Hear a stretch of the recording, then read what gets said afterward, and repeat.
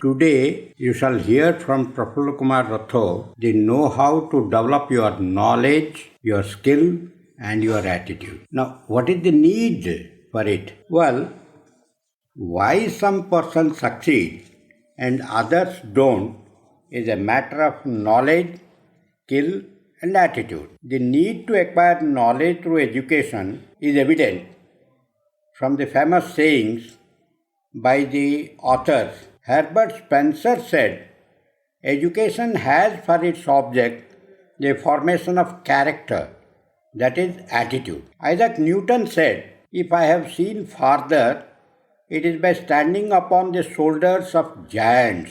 Dag Hammarskjöld, the ex-Secretary General of the United Nations, said, only he who keeps his eyes fixed on the far horizon will find his right road.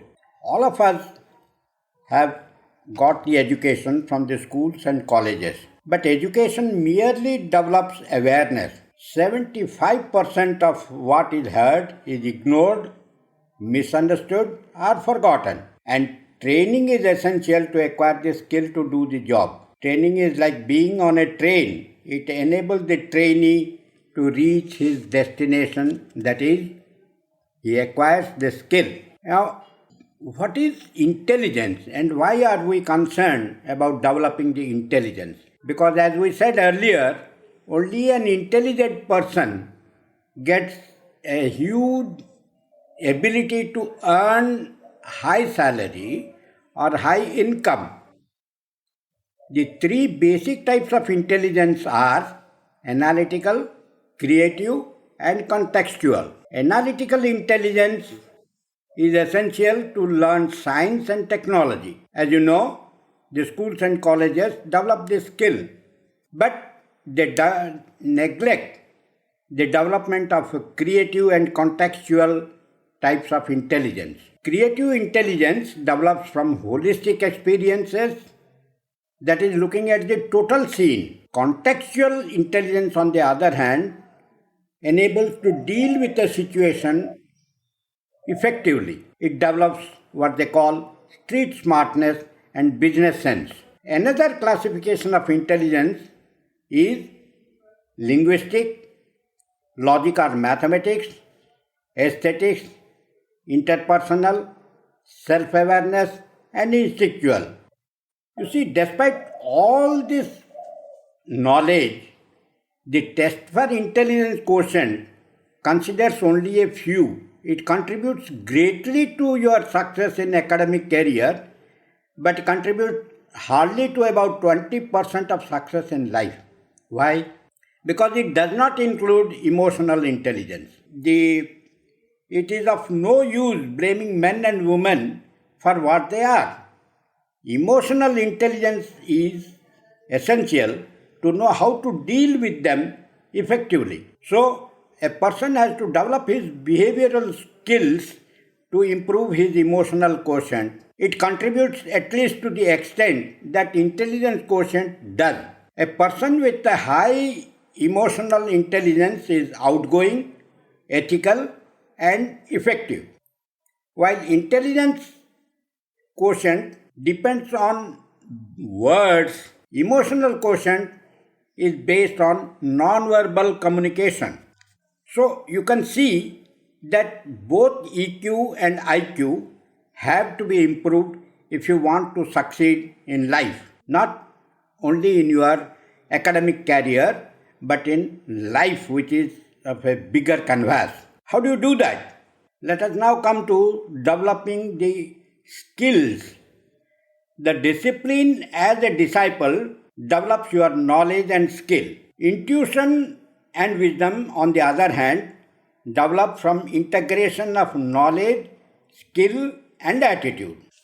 A person has to first develop his knowledge before he develops his skill and intuition. How do you acquire knowledge?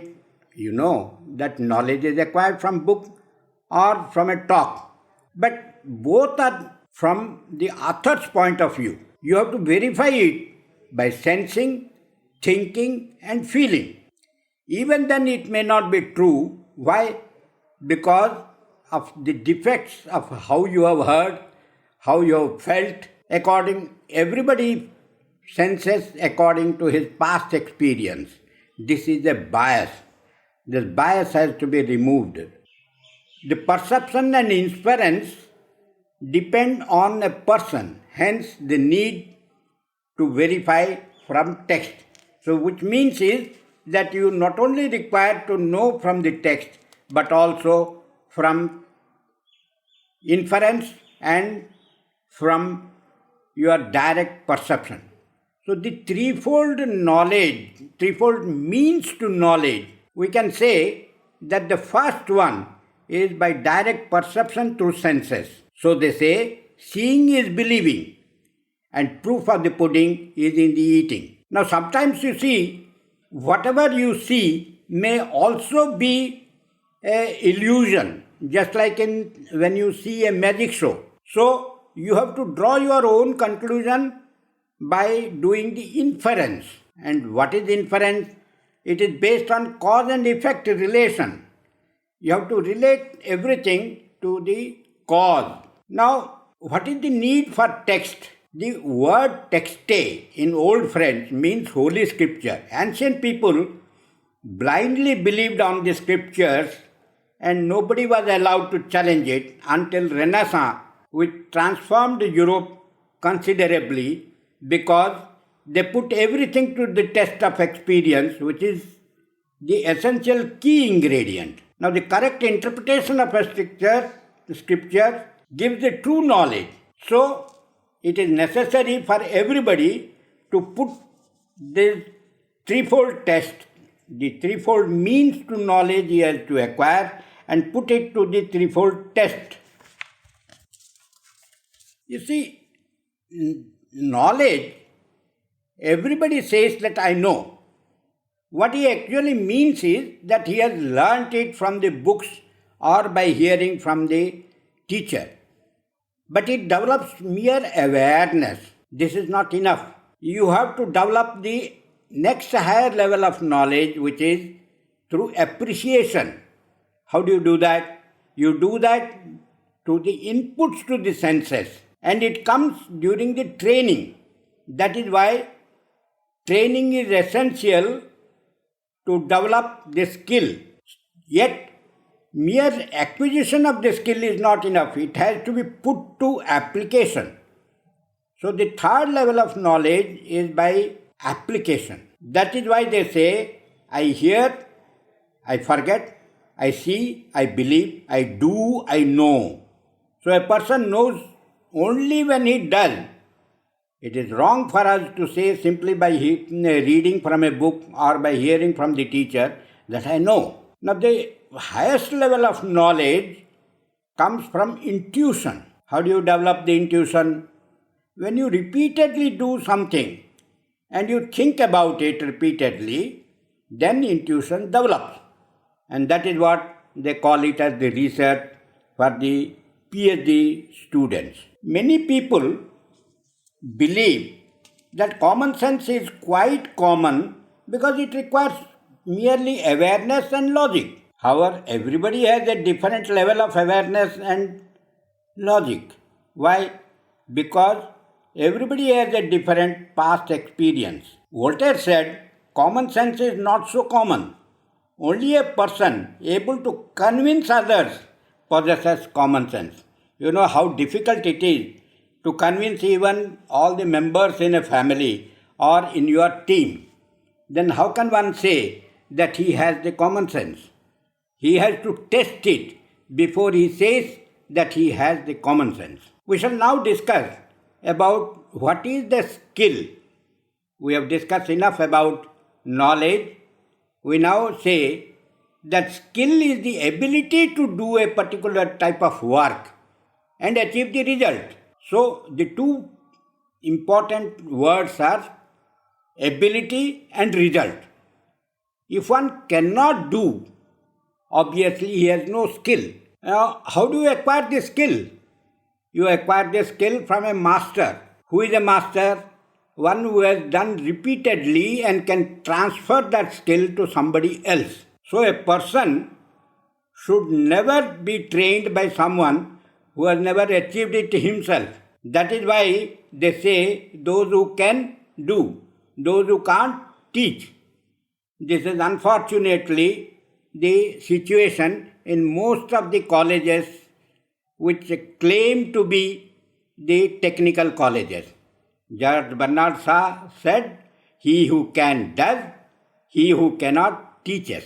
It is our misfortune that most of the students get tagged on to such teachers. It is essential to avoid such teachers who cannot take the trainee to the destination. Apart from the technical skills, we have said that you will require behavioral skills. The attitude develops from behavior. This in turn develops technical and behavioral skills. What are behavioral skills? These include self-awareness, self-discipline, motivation, empathy, effective communication, ability to work with others, and make decisions. We shall discuss about these aspects in subsequent sessions. What I am now going to tell you is that everybody has a personal identity that is his personality. No two individuals are alike. It distinguishes a person from others. It links him to his family, community, and the world. Don't you think that he should know first about himself? So, self-awareness comes from reflecting on what one really is. Writing a few lines to define the identity helps.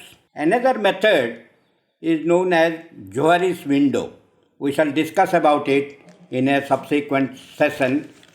Now, having discussed about knowledge and skill, one may ask, what is the need for both? As we have already said, that the skill enables you to land a job and do it perfectly. Now, knowledge and skill and rehearsal develop confidence. That means it is not only essential to acquire knowledge from the teacher and skill from the trainer, but to do a rehearsal. That is, you have to do it at least once. Why? Because you see, what is confidence? Confidence, the word, comes from confides. Con means with, fides means faith. So you develop the faith only when you have done it yourself at least once. That is why they say confidence is preparation in action. Merely saying it in words is not enough. A person who has never tried will never succeed. So trial and error is an essential part of any process of success. Training is rehearsal before execution. Because finally when you do the execution, if it fails, you just fail. So therefore, there is a necessity to do a rehearsal before it, and that develops, apart from knowledge and skill, that rehearsal develops the confidence. Now, one thing I want to warn you is that changes do occur during the training period, and a person says that he becomes confident, but when he has gone back to his situation from where he came to the training class, he has to put it into practice in the field. Unless that is done, the knowledge that he has acquired through training does not continue to stay with him. So we have known what are the skills that we have, or the method to acquire the skills, but what skills shall we acquire? We have said that knowledge, skill and attitude have to be developed to achieve success. We have discussed in detail about knowledge and skill. We shall discuss about the attitude in the next session. Thank you.